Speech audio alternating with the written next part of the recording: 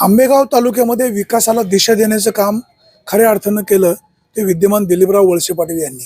राज्याचे सहकार मंत्री सध्या ते आहेत.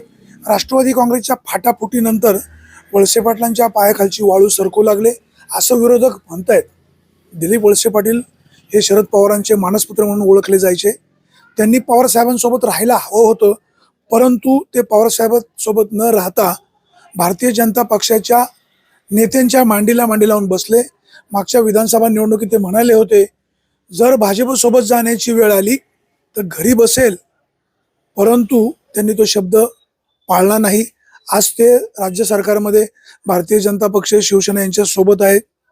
डिंबा धरणाचं पाणी पळवलं जाणार, ते रोखणार, छातीवर गोळ्या झेलणार अशा प्रकारच्या एकमेकाचे शब्द आरोळ्या आपण ऐकत होतो.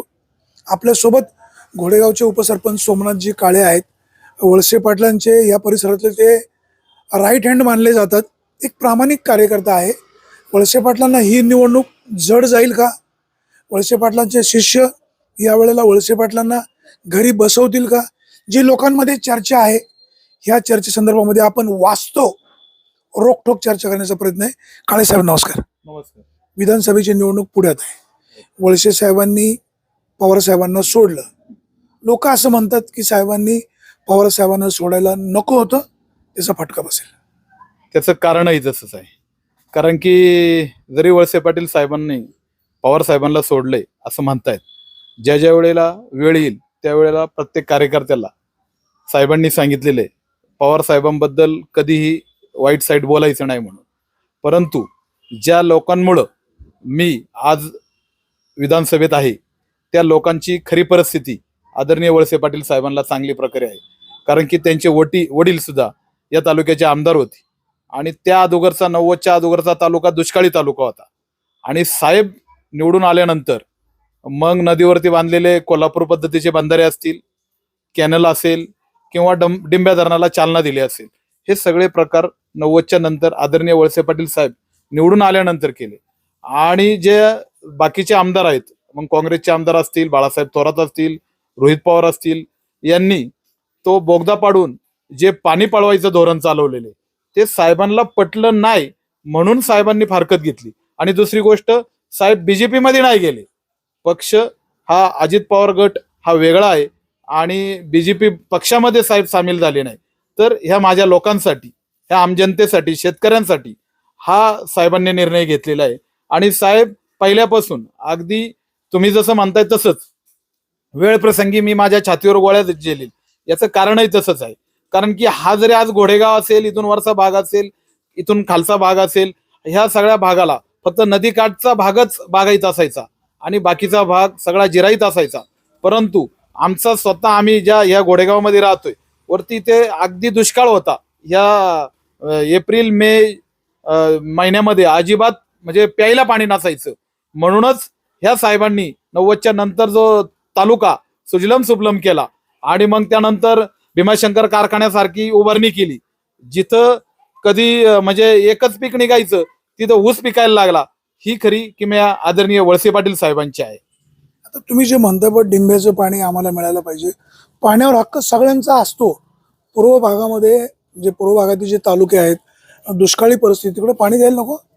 100% त्यांना सुद्धा पाणी द्यायला पाहिजे, याच्याबद्दल दुमत नाही. आणि अजूनही फार अगदी करमाळ्यापर्यंत आता बी पाणी जाते. आता कुठं पाणी अडवलंय कोणाच?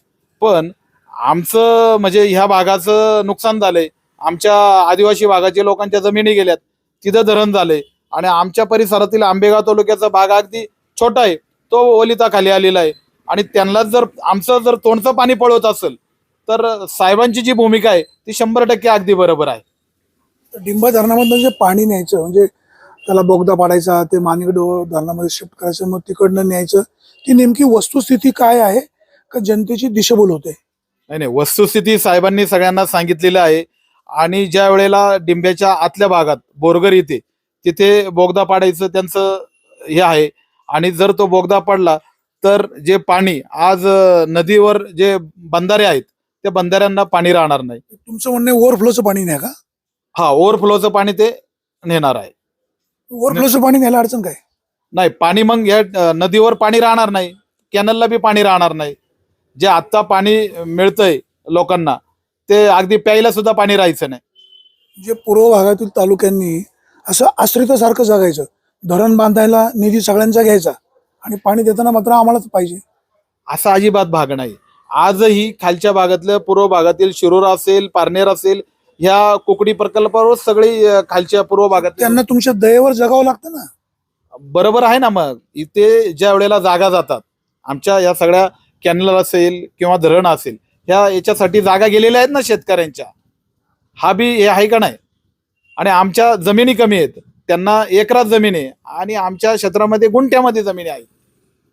आता मला सांगा, देवदत्त निकम साहेबांचा एक जुना चांगला सहकारी, आता ते पवार साहेबांच्या सोबत राहिलेत, साहेब अजित पवारांच्या सोबत आलेत. देवदत्त निकम यांची या संदर्भामध्ये काय भूमिका आहे, तुमच्या कानावर काय आहे?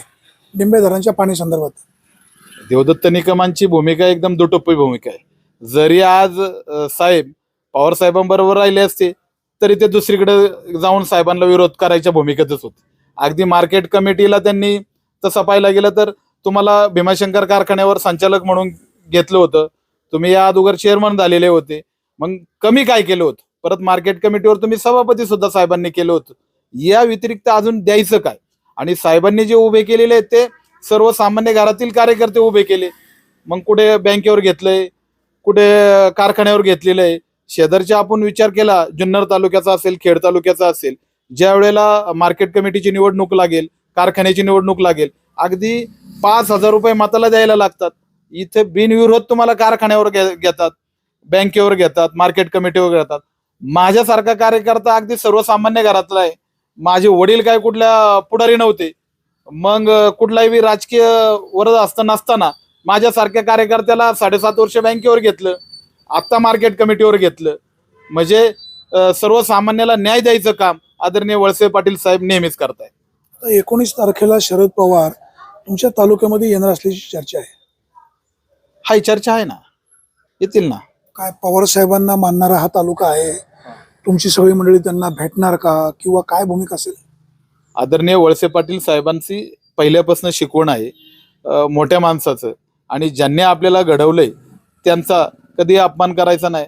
आला तर त्यांना सन्मानानं तालुक्यामध्ये सन्मान द्यायचं काम आमचे लोक सुद्धा करणार आहेत. तुम्ही मगाशी म्हणाले साहेब सामान्य कार्यकर्त्याला जवळ करतात, मोठं करतात, पदावर बसवतात, पण अनेक मंडळी सोडून जातात. तुमचा देवदास दरेकर, त्याचबरोबर बाकीचे तुमचे काय यांचं नाव आपले अरुण गिरे, किंवा शिवसेनेचे दुसरे राजाराम बाणखिले, देवदत्त निकम, म्हणजे नक्की घोडं कुठं पेंड खातं? साहेबांचं काही चुकतंय का? यांना जास्त ईर्ष्या असते? नाही, याच्यात काय होतं माहितीये का, ज्या वेळेला मी ग्रामपंचायत सदस्य असतो, मी सरपंच होतो, मग माझी आशा वाढते, मी पंचायत समिती सदस्य होईल, जिल्हा परिषद सदस्य होईल, आणि एखाद्या वेळेस कळत न कळत आता एवढं दिलं असताना मग एखाद्या दुसऱ्या कार्यकर्त्याला पुढे आणलं का मग मी नाराज होतो, आणि मग मी हे साहेबांना ह्या करायच्या प्रयत्न, ह्या सगळ्या ह्याच गोष्टी आहेत. आज तुम्हाला मार्केट कमिटीचं द्यायचं दिलं नाही म्हणून त्यांनी स्वतः लढले. देवदत्त निकम यांच्यामध्ये जे टॅलेंट आहे, जर तुम्ही त्यांना स्कोप दिला असता आणि पुन्हा साहेबांनी सभापती केलं असतं तर तुमचं काम हलकं झालं असतं. नाही, स्कोप द्यायला अजून कमी काय केलं? पहिल्यांदा कारखान्याचं चेअरमन केलंय, परत मार्केट कमिटीचं सभापती केलं, पण दुसरे कार्यकर्ते बी त्यांना बी स्कोप दिला पाहिजे ना. देवदत्त निकम एवढं सगळे टॅलेंट थोडेच आहेत. असं काही नाही, माणूस आहे, प्रत्येक टॅलेंट असतो. तालुका अध्यक्ष कायम स्वरूपी तुमचा तोच दिसतोय. कधी पाहिलं का विष्णू काका हिंगेच आहे, मग तिथं का बदलत नाही?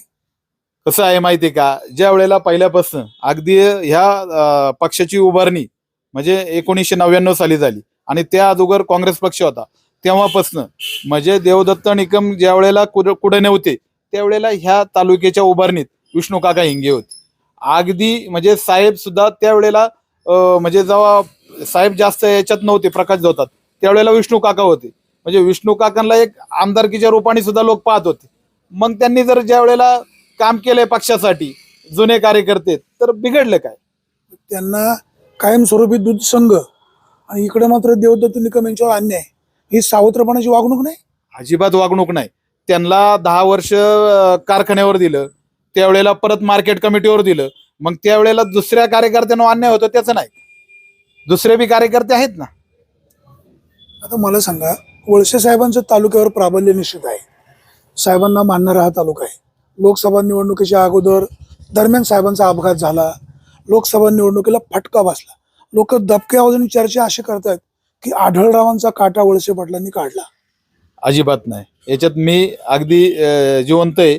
मी सकाळ धरणं तर अगदी संध्याकाळपर्यंत मी प्रचार यंत्रणेत होतो आणि ज्या वेळेला वळसे पाटील साहेब जरी हॉस्पिटलमध्ये होते तर रोज कार्यकर्त्यांना फोन असायचे का बा तुम्ही बाहेर जाऊन प्रचार करा, रोज लोकांमध्ये जा, हा साहेबांचं सांगणं असायचं.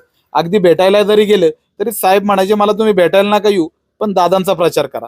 असा कधी साहेब हे अशी भूमिका कधी घेणार नाही आणि असं पाठीत कधी खंजीर खुपसणार नाही. म्हणजे आढळरावांच्या पराभवाचं दुःख वळसे पाटलांना निश्चित आहे. 100% आहे. 100% साहेबांना त्यांचं दुःख दादा पराजय झाल्याचं आहेच. आज शिवाजी आढळराव पक्षामध्ये कुठल्याच पदावर नाही. आढळरावांची काही प्रमाणामध्ये घुसमट झाल्याचं पाहायला मिळतं. अजिबात घुसमट बिस्मट झालेल्याचा असं काही प्रकार नाही. दादा प्रत्येक कार्यक्रमाला अगदी पराजय झाल्यापासून पार्टीचा कुठलाही बी मिटिंग असेल असं कसं लोढण्यासारखं ना, म्हणजे तुमच्या मागे मागे फिरा, त्यांच्यावर पक्षाची एखादी जबाबदारी द्यायला हवी. 100% दादा आज म्हणजे माझी खासदार आहेत. म्हणजे दादांचा व्याप हा मोठा आहे. स्वतःची सुद्धा एवढी मोठी इंग्लिश मिडियम शाळा आहे आणि त्याच्यामुळे त्यांना व्याप जास्त आहे. परंतु ते त्या पक्षाच्या माध्यमातून चांगल्या प्रकारचं काम करतात. लोढणं बेडणं हा जो तुम्ही जो शब्द उच्चारताय हा एकदम चुकीचा आहे. साहेब, माझा शब्द तुम्हाला व्यवस्थित समजून सांगतो. शिवाजी आढळराव एक नेता आहे. वळसे पाटील सहकार मंत्री आहेत. वळसे पाटील तालुक्यामध्ये आले की ते लोकांशी भेटतात, लोकांचे प्रश्न सोडवतात, अप्रत्यक्षपणे जनता दरबार भरवतात. लोकसभेच्या निवडणुकीनंतर शिवाजी आढळरावांनी सुद्धा त्यांच्या निवासस्थानी लोक गोळा करून लोकांचे प्रश्न सोडवण्याचा प्रयत्न सुरू केला. 2 जनता दरबार एकाच पक्षाचे दिसतात. मग कुठेतरी लोकांमध्ये कन्फ्युजन तयार होतं. वळसे साहेब ज्यावेळेस तालुक्यामध्ये येत आहेत त्यावेळेस कार्यकर्ते त्यांच्या सोबत जातात. वळसे साहेबांच्या सोबत मग आढळरावांना कुठेतरी मग मागं यावं लागेल. कुठेतरी एक चांगला नेता म्हणून त्यांच्यावर काही जबाबदारी का दिली जात नाही? भविष्यात 100% ही जबाबदारी पक्षाकडनं दिली जाणार. कारण की दादा बी तेवढेच जनतेशी अगदी निगडीत आहे आणि दादांनी जे पराजय झाल्यानंतर तुम्ही म्हटलात की जनता दरबार घेतला, काय हरकत नाही. दादांनी दादांच्या याच्यामध्ये घेतला. माझ्यासारख्या कार्यकर्त्यांनी जरी आत्ता दादांना फोन लावला तरी दादा फोन उचलणार आणि त्या प्रश्नाचं उत्तर देणार. अगदी गिरवली या ठिकाणी एका मुलाचा अपघात झाला होता, कॅनलमध्ये बुडून गेला होता आणि मी दादांना फोन लावल्यानंतर दादा त्या मुलाच्या अंत्यविधीला सुद्धा आले. हा कधीचा विषय, हा निवडणूक झाल्यानंतर निकाल लागल्यानंतरचा आहे. म्हणजे नाळ जनतेची तुटू दिली नाही. प्रत्येक गोरगरीब जनतेच्या सेवेसाठी दादा परत तत्पर चालू झाले त्यांचं काम. आंबेगाव तालुक्यातील घोडेगाव हे महत्त्वाचं गाव, सगळी सरकारी कार्यालय या ठिकाणी आहे. परंतु हा संपूर्ण जो भाग आपण पाहतो हा सगळा असा उदासीन दिसतो. सगळी इथली महत्त्वाची कार्यालय घोडेगावच्या बाहेर काढलीत. बायपास सुद्धा बाहेरून जाणार आहे. म्हणजे हे घोडेगाव भविष्य काळामध्ये बकाल होण्याची शक्यता आहे. काय कसं नियोजन असेल? वळसे पाटलांचं दुर्लक्ष होतंय का? नाही, साहेबांचं दुर्लक्ष अजिबात होत नाहीये. हा जो तुम्ही म्हणताय का जी कार्यालय आहेत ती बाहेर नेलेली आहेत, पण ते कार्यालय बाहेर न्यायचं कारण आता जरी तुम्ही ज्या ठिकाणी जुनी तहसील कचेरी होती ती अगदी छोट्या जागेत होती. गाड्या पार्किंगला जागा नव्हती. इथे जुनो कोर्टची जी जागा होती ती सुद्धा छोट्या जागेत होती आणि हा वार्ड नंबर 2 आहे घोडेगावचा आणि तो जो ज्या गावाच्या थोडं बाहेर गेले तो वार्ड नंबर 5 आहे. म्हणजे इथलं थोडं मार्केट तिथे गेलेले. म्हणजे असं काय साहेबांनी घोडेगाववर अन्याय केला नाही? व्यापाऱ्यांचे व्यवसाय थंडावले असं वाटत नाही? व्यापाऱ्यांचा जो जे आज तुमचं म्हणणं आहे व्यापारावर जो आहे तो व्यापारावर परिणाम काही झालेला नाही. कारण की माणूस येणारा आहे तालुक्यातला, तो येणारा तो त्यांच्या कामासाठी तहसीलमध्ये येणार, कोर्टात येणार. तो काय किराणा किंवा काही भाजीपाला न्यायला गावात येणार नाही. तो त्याचं काम करणार आणि निघून जाणार. खरा व्यवसायाला फरक पडलाय तो हॉटेल व्यवसायाला. खरं आहे, पण तिथे बी हॉटेलचे व्यवसाय घोडेगावच्याच लोकांचे आहेत आणि ते चांगल्या प्रमाणामध्ये चालू आहेत. आणि वळसे पाटील साहेब असं नेतृत्व आहे का भविष्यात आमच्याकडं त्यांची तजवीज ती बी चालू आहे. जे जुने कोर्टाची जागा आहे, जुनं तहसील आहे, त्या जागेत काही ना काही सरकारी यंत्रणा साहेब आणायच्या विचारात आहेत. आदिवासी भागातली व्यक्ती तहसील कचेरीत काही काम असेल तर घोडेगावला एसटीने येतात, इथं उतरतात, इथून पायी तिथपर्यंत जातात. रस्त्याला प्रचंड वर्दळ असते, एखादा अपघात होण्याची शक्यता असते. पर्यायी काही व्यवस्था?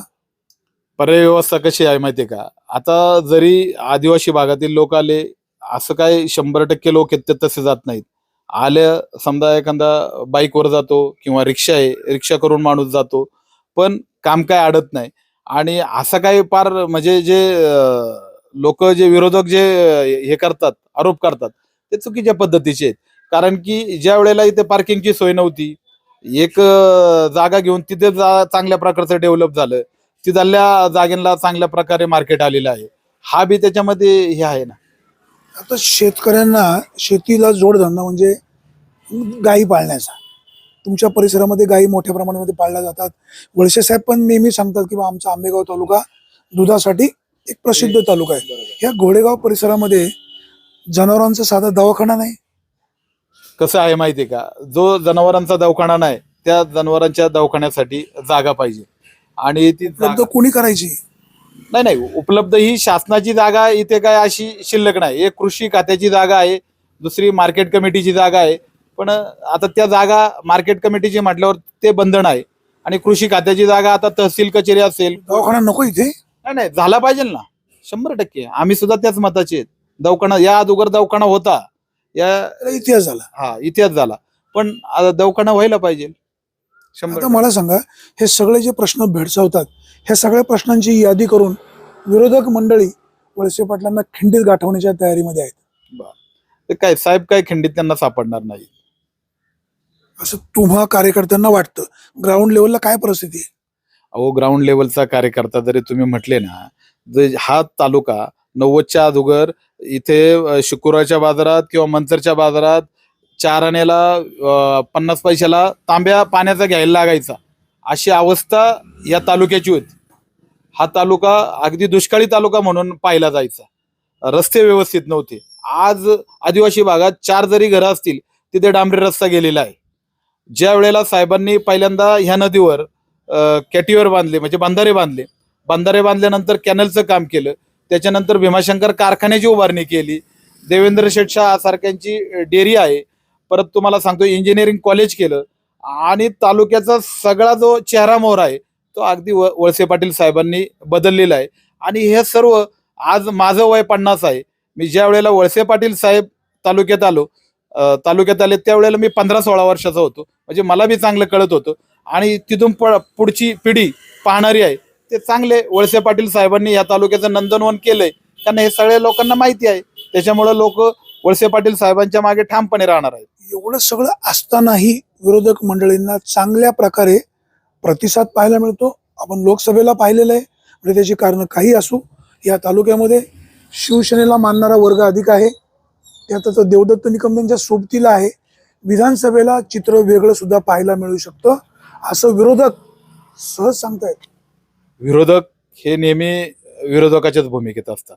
त्यांनी काही जरी सहज सांगितलं ते शक्य नाही. कारण की देवदत्त निकम, मी स्वतः मार्केट कमिटीची निवडणूक लढवली. देवदत्त निकम मार्केट कमिटीच्या निवडणुकीला उभी होती. परंतु त्या मार्केट कमिटीच्या निवडणुकीला मनसरपर्यंत देवदत्त निकम फार मागे होते, पिछाडीवर होते. देवदत्त निकम कुठे त्या भागात त्यांच्या भागात त्यांना थोडं लीड भेटलं आणि ते विजयी झाले. म्हणजे लोकांनी इकडे स्वीकारलं का त्यांना? अजिबात नाही. आदरणीय वळसे पाटील साहेबांना लोक मानणारी आहेत. मार्केट कमिटीला ठराविक मतदार असतात, परंतु वळसे साहेबांची एवढी ताकद असताना, एवढं प्राबल्य असताना मतदारांनी देवदत्त निकम यांना स्वीकारलं. म्हणजे वळसे पाटलांच्या काय काय वेगळं काय म्हणे, नाकारलंच ना. तुम्हीच तुमच्या तोंडाने म्हटले का हे लिमिटेड मतदान असतं. लिमिटेड मतदान कव्हर करायला वळसे पाटील कमी पडले. साहेबांनी अजिबात लक्ष नाही घातलं. देवदत्त निकमने हे मतदार मॅनेज केले. हे बघा, मी तुम्हाला परतही तेच सांगतोय का देवदत्त निकमला मतदान जे झालं ते त्यांच्या गटात तिकडे झालं. आंबेगाव तालुक्यातले ना? नाही, आंबेगाव इकडं रस्त्याच्या वरती मंचरपासून वरती मतदान नाही झालं. साहेब, जिथलं कुठलं ज्या गावातलं झालं ते गाव आंबेगाव तालुक्यातलंच ना. मग त्या गावामध्ये वळसे पाटलांची ताकद कमी आहे. साहेबांची ताकद अगदी कमी नाहीये, पण त्यावेळेला एकदम थोड्या दिवसात तिकडे गेल्यानंतर काही मतदार थोडे त्यांच्या बरोबर होते. पण आता ती चूक 100% होणार नाही. विधानसभेला तुम्ही जे म्हणताय की वळसे पाटील विजय होणारच, आज तरुणांचा कल देवदत्त निकम, सुरेश भोर किंवा प्रभाकर बांगर किंवा इतर जी काही कोणी मंडळी सध्या इच्छुक आहेत भविष्यकाळाचा वेध घेत, त्यांच्या बाजूने कल पण दिसतो. असा तुम्ही जो म्हणताय तो प्रकार असा अजिबात नाहीये. कारण की तरुण सुद्धा हुशार आहे. कारण की जे आणि माणसाला आहे ना जे केलेलं आहे हे दिसत असतं.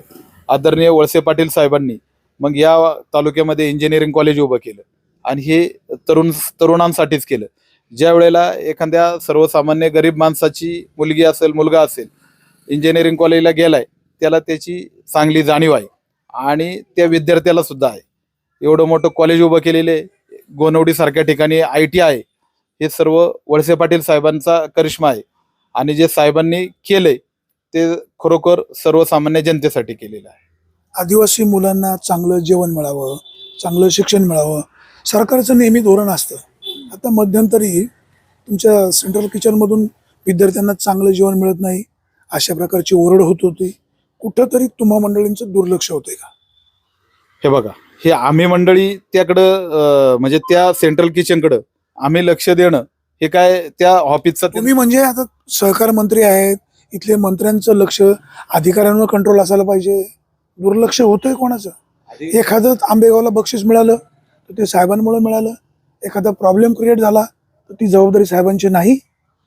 साहेबांची जबाबदारी म्हणता येणार नाही. त्या लोकांनी ते तिथं पाहणारे जे आहेत त्यांचं हे काम आहे आणि जी संस्था आहे त्या संस्थेचा दोष आहे. हे असं आहे. तो जो प्रकार झालेला आहे त्याच्या वेळेला ते साहेबांचा पक्ष असेल किंवा साहेब असेल यांनी नंतर त्याची काळजी घेतली. आदरणीय विवेक वळसे पाटील स्वतः त्या ऑफिसला जाऊन त्या साहेबांची त्यांनी तिथं चौकशी केलेली आहे. त्या बाबतीत ती एक मुंबईची संस्था आहे आणि त्या संस्थेच्या मार्फत तो कारभार चालतो आणि ते दोषी आहेत त्यांच्यावर नक्की कारवाई झाली पाहिजे. या सर्व कार्यकर्त्यांची साहेबांचं म्हणणं तेच आहे. शेवटचा प्रश्न, 2019च्या निवडणुकीमध्ये साहेब ज्या मताधिक्याने विजयी झाले होते तेवढंच मताधिक्य मिळेल, त्यापेक्षा अधिक मिळेल का मतांमध्ये काही घट होईल? त्यापेक्षा जास्त होईल. गेल्या वेळेस साहेब जे निवडून आले त्याच्यापेक्षा जास्त त्याचं कारण आहे. असं तसंच आहे.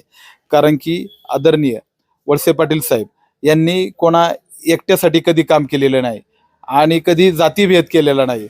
मग अगदी या तालुक्यामध्ये माळींसारखी घटना घडली. मग खेड तालुका असेल, इतरत्र तालुके असतील, आदिवासी भागात भरपूर अशा घटना घडतात. परंतु माळींसारखी घटना घडल्यानंतर आदरणीय वळसे पाटील साहेब ते माळीन उभं राहसपर्यंत दिवाळी साजरी करायला आदरणीय वळसे पाटील साहेब माळीन या ठिकाणी जात होते. परंतु जो खालच्या भागात आल्यानंतर मग मुस्लिम समाज असन सर्व समाजाला बरोबर घेऊन जायचा हा साहेबांचा स्वभाव आहे आणि त्यामुळं साहेब ह्या तालुक्यात सगळ्यात जास्त लीडनी निवडून येतील. गेल्या वेळेसपेक्षा नक्कीच जास्त मतांनी साहेब निवडून येतील. साहेबांना धक्का लावायचा प्रयत्न जे काही कार्यकर्ते करतात, देवदत्त निकम सारखे यांच्यासारखे, कुठंतरी साहेबांची तालुक्यावरची पकड ढिली होती असं वाटतं? अजिबात ढिली होत नाही. कारण की परंतु साहेबांचं मीठ आणणी आहे हे आम्ही नेहमी म्हणत असतो. साहेब काय करतायत जर समजा साहेबांच्या काय याच्यात नसतं. एखाद्या कार्यकर्त्याला दिलं का त्यांनी एखादा निर्णय घ्यायला सांगायचा. समजा MECBचा निर्णय, तुम्ही तो निर्णय घ्या, म्हणजे त्यांच्या ताब्यात सगळं सूत्र जसे काय दिलीप वळसे पाटीलच ते, म्हणून हा सगळा प्रॉब्लेम झालेला आहे. त्याचा यांनी गैरफायदा उचलला. 100% गैरफायदाच उचलला. जर त्यांच्या हातात अशी ताकद जर दिली नसती तर हा प्रकार झाला नसता. साहेबांनी आपलं सडळ हाताने जाऊ द्या. साहेबांना काय माहिती पुढं हे करतील म्हणून. आज आंबेगावची जनता म्हणते दिलीप वळसे पाटील भोळे आहेत, आमचे विठ्ठल आहेत, आमचे पांडुरंग आहेत. एखाद्या कार्यकर्त्याला हात दिला, मदत केली का सडळ हाताने मदत करतात. तो कार्यकर्ता पुढे सोबत राहील न राहील, पुढे काय होईल ते होईल, त्याची परिणती अशी सुद्धा काही वेळेला पाहायला मिळते. आंबेगावची जनता पुन्हा यावेळेला वळसे पाटलांनाच निवडून देईल असं या सगळ्या कार्यकर्त्यांना वाटतंय. काही प्रमाणामध्ये तालुक्यामध्ये तशी परिस्थिती जरी असली तरी तरुण वर्ग काही प्रमाणामध्ये वळसे पाटलांना आता बदलायला हवं अशा प्रकारचा सूर लावतायत. परंतु वळसे पाटलांनी केलेलं काम, कार्यकर्त्यांचा असलेला मोठा हा संच, हे सगळं पाहता वळसे पाटलांना धक्का लागेल अशी परिस्थिती दिसत नाही. आम्ही वळसे पाटलांची वकिली करत नाही. ज्यांना कोणाला असं वाटतं की बाबा सुरेश वाणी एकतर्फी बातम्या करतात, कोणाची तरी बाजू घेऊन करतात, ज्यांना कोणाला वाटतं त्यांची कुठल्याही चौकात कोणाही समोर मुलाखत घ्यायची आमची तयारी आहे. आम्ही ना वळसे पाटलांची बाजू घेत ना कोणाला बदनाम करत. जे वास्तव आहे ते लोकांपुढे मांडण्याचा आमचा प्रयत्न आहे. सोमनाथजी काळे वळसे पाटलांचे एक सरळ मार्गी प्रामाणिक कार्यकर्ते आहे. घोडेगावचं उपसरपंच म्हणून ते काम करतात, जनतेची सेवा करतायत, कामाचा माणूस निवडून आला पाहिजे ही त्यांची प्रामाणिक इच्छा आहे. आता मतदार पुढे काय करतील हा प्रश्न पुढचा आहे. सुरेश वाणी, विंगर टाइम्स, गोडेगाव.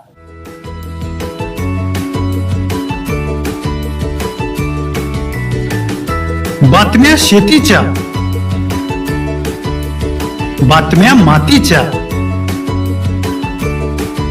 बातम्या अन्यायाच्या, गुन्हेगारीच्या,